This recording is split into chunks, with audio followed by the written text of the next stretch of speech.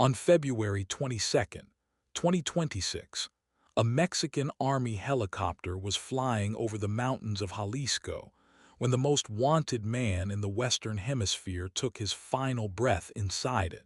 He had been shot during a pre-dawn raid on a remote mountain cabin. He was bleeding out. The soldiers around him were not trying to save him. They were making sure he was real, making sure that the ghost they had been chasing for nearly 2 decades was actually, finally, a body. His name was Nemesio Rubén Oseguera Cervantes. The world knew him as El Mencho. And for 20 years, through 2 governments, through billions of dollars in rewards, through the combined intelligence resources of Mexico and the United States, nobody could find him. He shot down military helicopters. He flooded American streets with fentanyl that killed tens of thousands. He built a criminal empire worth $12 billion from nothing, from an avocado farm in one of the poorest corners of Mexico. He was, at the time of his death, more powerful than El Chapo ever was, more elusive, more dangerous, and almost completely invisible. This is his story, from the dirt roads of Michoacán to the mountains where he died, and what his death means for a country that has been living in his shadow for 20 years. We begin where all of this began, not in a cartel, not in a prison, in a field. Nemesio Rubén Oseguera Cervantes was born on July 17, 1966, in Aguililla, Michoacán, a small town in the region known as Tierra Caliente, the hot land. The name is not metaphorical. It is a description of the geography, flat, dry, brutally hot, a place where the soil grows avocados and where poverty grows in the spaces between them. El Mencho grew avocados and dropped out of primary school, 5th grade. By most accounts, before the land and the heat and the absence of any other visible future pushed him toward the one door that was always open in Tierra Caliente, the same door it has always been open for the young men of that region, the door that leads north. In the 1980s, Nemesio Oseguera Cervantes crossed the border illegally into the United States. He was a teenager. He spoke no English. He had no papers, no connections, no plan beyond the idea that California was somewhere a young man from Michoacán could find work. He found work, and he found something else.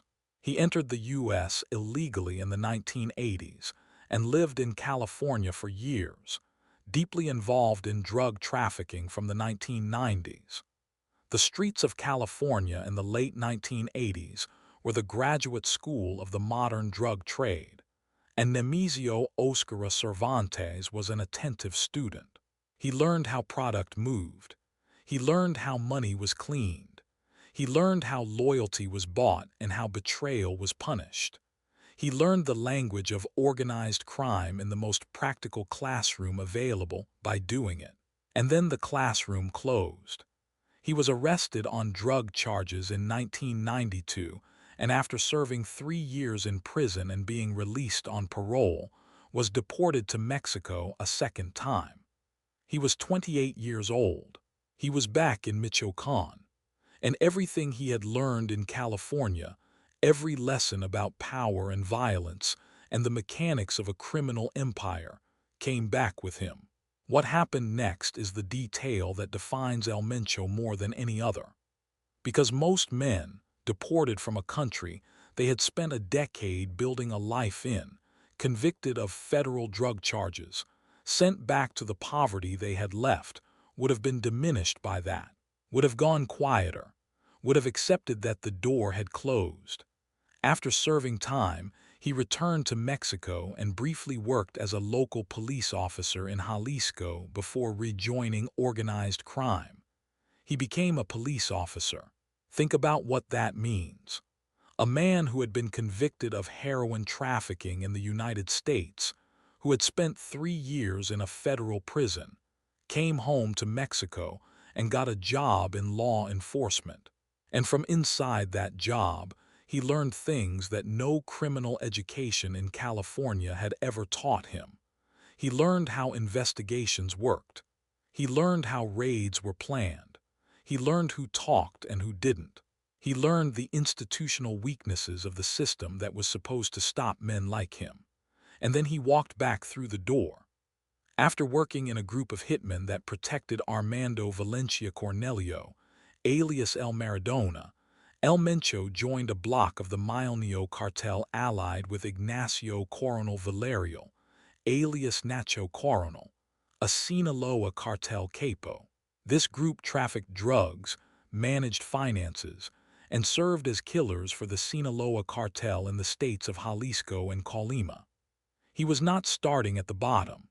He was starting with everything he had built on both sides of the border: the contacts, the experience, the knowledge of how both the criminal system and the law enforcement system actually operated. And he rose fast, ruthlessly, with the particular efficiency of a man who had been waiting for this his entire life. By the mid-2000s, El Mencho was not a foot soldier. He was a commander. For a time, he served as chief of hitmen, or key enforcer, for the Michoacán cartel, before overseeing security and operational violence for the famed Sinaloa cartel, whose former leader Guzman is serving a life sentence in a U.S. prison. The Sinaloa cartel, El Chapo's organization, the most famous criminal enterprise in Mexican history, trusted El Mencho enough to put him in charge of security in Jalisco and Colima. That is not a footnote. That is the resume of a man at the absolute top of the criminal hierarchy, operating in the shadow of the most powerful drug lord on earth. And then, as always happens in the cartel world, everything fractured. By 2010, following the death of Nacho Coronel and the capture of the leader of the Michoacán cartel, Oscar Orlando Nava Valencia, alias El Lobo, the Michoacán cartel split into two factions, Los Torcidos and La Resistencia. These two divisions began a battle for control of drug trafficking in Jalisco, and Los Torcidos became what is now the CJNG, with El Mencho as its leader. In the chaos of a collapsing organization, in the moment when most men would have retreated, calculated, waited, El Mencho moved forward. He took the loyal faction. He gave it a name. And he began building something that the Mexican criminal landscape had never seen before. The Jalisco New Generation Cartel announced itself to the world not with a press release or a negotiation, but with a body count.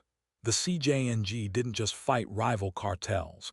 They decimated them, often broadcasting their atrocities to instill fear and deter future opposition. Their public displays of force, including setting up roadblocks, ambushing military convoys, and even shooting down a military helicopter, sent a clear message. The CJNG was a force to be reckoned with, unafraid to challenge the Mexican state. In the early years, CJNG presented itself with deliberate, strategic cynicism as a vigilante organization. Los Mata Zetas, the Zeta Killers, a group of concerned citizens cleaning up the criminal element in Jalisco. The propaganda was so effective that some communities initially welcomed them. By the time the mask came off, by the time it was clear that CJNG was not cleaning up crime but replacing it, installing itself as the monopoly of violence in every territory it entered, it was too late to push them out. They were already everywhere. Officials believe El Mencho ordered the assassination of Mexican politicians, including the killing of Jalisco Tourism Secretary Jesus Gallegos Alvarez in 2013, and the murder of Congressman Gabriel Gomez Mitchell in 2014. He was not just fighting other cartels. He was sending a message to the government itself that no badge, no title, no position of authority was protection from what he could do. And Mexico listened.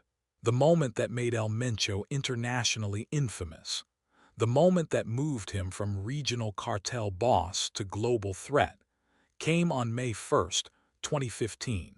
The cartel demonstrated its firepower in May 2015 when it responded to a security operation with simultaneous roadblocks across several municipalities and shot down a military helicopter. 3 soldiers were killed in the clashes. A military helicopter, not a police car, not a government building, a military helicopter, shot out of the sky over Jalisco in broad daylight by a cartel that had decided the Mexican armed forces were an acceptable target. The images went around the world. A burning helicopter, uniformed soldiers dead in a field, and a cartel leader who had just told every government on earth exactly how seriously he took their authority. The DEA added El Mencho to its most wanted list within weeks. The U.S. State Department began building its reward, starting at $5 million, eventually climbing to $15 million. And El Mencho, who understood, with the precision of a man who had once worn a police badge, disappeared. That is perhaps the most remarkable thing about El Mencho. Not the violence, not the wealth, not the military hardware. The invisibility.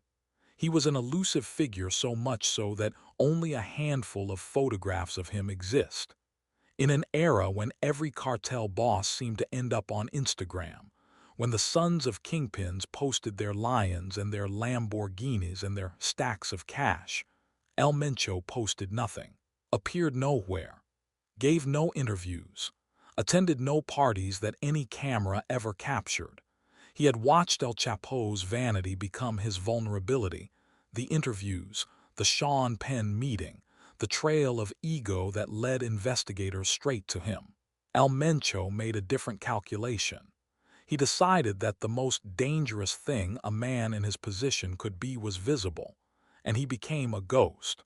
Meanwhile, under El Mencho's command, the CJNG moved beyond traditional drug trafficking, primarily methamphetamine, fentanyl, and heroin, to diversify into a vast array of criminal enterprises, including extortion, kidnapping, human trafficking, and fuel theft.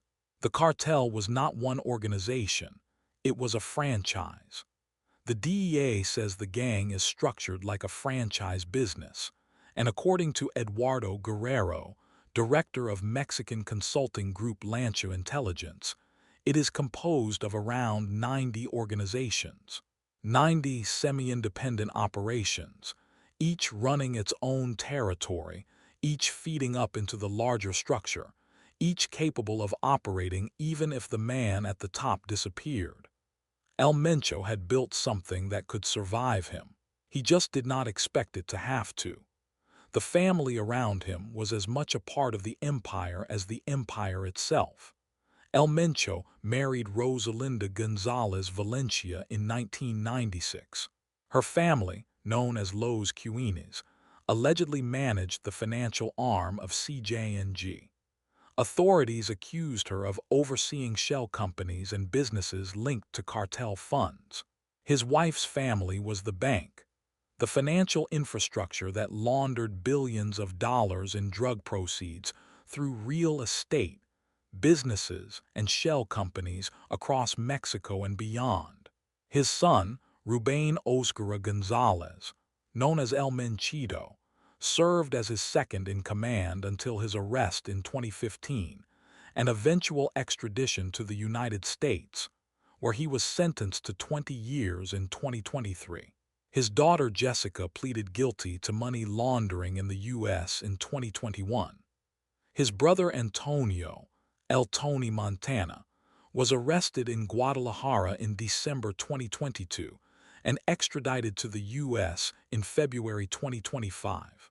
One by one, the people closest to El Mencho were being stripped away. The walls were closing, and yet he remained invisible until the morning of February 22, 2026. The operation that ended El Mencho's life began not with a satellite, not with a phone intercept, not with the kind of high-technology intelligence that Hollywood assigns to these moments.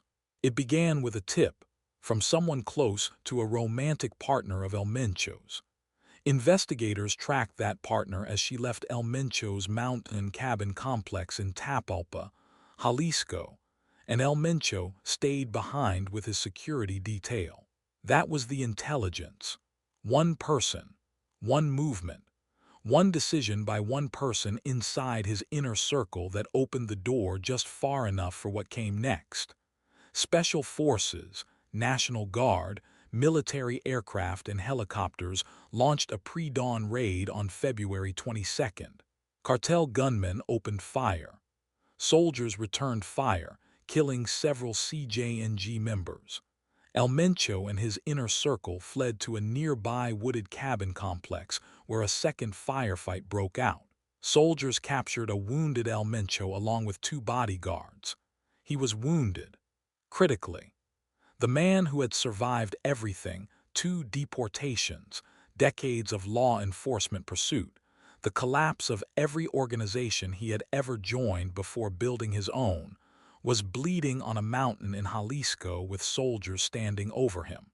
He took his final breath in a Mexican army helicopter somewhere over the mountains of Jalisco, the most wanted man in the Western Hemisphere, dead in a helicopter. The same way his enemies had died for 20 years, but this time it was him. What followed was not celebration. It was fire. In the immediate aftermath, suspected CJNG members launched coordinated reprisals in multiple regions of Mexico. The violence included highway blockades, arson attacks on vehicles and businesses, and clashes with security forces, prompting travel disruptions and heightened security alerts. Burned-out cars lined highways, and smoke plumes rose over urban centers and popular tourist destinations such as Puerto Vallarta along Mexico's western coast. The unrest spread quickly beyond Guadalajara. The violence prompted security alerts, international flight suspensions, and shelter-in-place advisories for residents and visitors. 20 Mexican states, 250 blockade points, schools closed, airports suspended flights. Guadalajara, a city of 5 million people, went silent. The cartel was not mourning.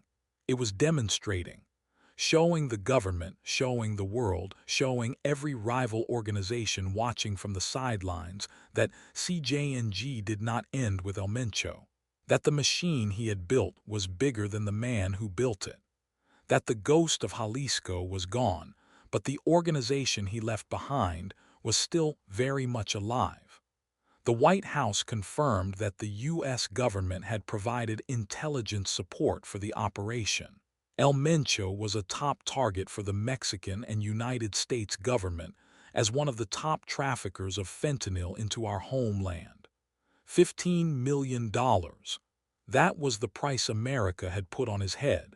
And in the end, it was not the money that found him. It was one person, one tip, one crack in the wall of loyalty that he had spent 2 decades building. It is always one crack. It was one crack with Escobar, one crack with El Chapo, and one crack with El Mencho. The men who build empires on loyalty always forget that loyalty, like everything built by human hands, has a breaking point. El Mencho's genetic identity was confirmed through testing. His body was returned to his family. Jalisco cartel leader El Mencho was buried in a golden casket in a Guadalajara cemetery. A golden casket. For a boy who dropped out of 5th grade on an avocado farm in Michoacán and died as the most wanted man in the Western Hemisphere. The distance between those 2 points, the farm and the golden casket, is the entire story of what El Mencho was, what ambition without limits looks like, what poverty plus intelligence plus complete moral vacancy produces when it is given 20 years, and a country with enough corruption to let it grow. Now, the question that everyone is asking, what happens next? El Mencho's death won't necessarily cripple CJNG's multi-billion-dollar drug trade. The DEA says the gang is structured like a franchise business composed of around 90 organizations. This fragmentation has meant that you'll need a more complex, more sophisticated strategy to weaken and dismember them. The cartel that El Mencho built was specifically designed to survive him. No single successor, no single point of failure. 90 organizations, each with their own leadership, their own territory, their own revenue streams. Mexico's security analysts say what comes next may actually be more dangerous than what came before, not a unified CJNG under a single leader, but a fragmented CJNG where 90 factions compete for the throne El Mencho left empty. A war of succession, the same war that followed El Chapo's arrest, the same war that has followed every major cartel leadership change in Mexican history. More violence, more bodies, more communities caught between factions that used to answer to one boss and now answer to no one. El Mencho was 59 years old when he died. He had spent 40 of those years in organized crime. He had built the most powerful drug cartel in the world from the ruins of an organization that had already collapsed once. He had evaded two of the world's most sophisticated law enforcement systems for 2 decades. He had poisoned American communities with fentanyl that killed more people in a single year than the entire Vietnam War.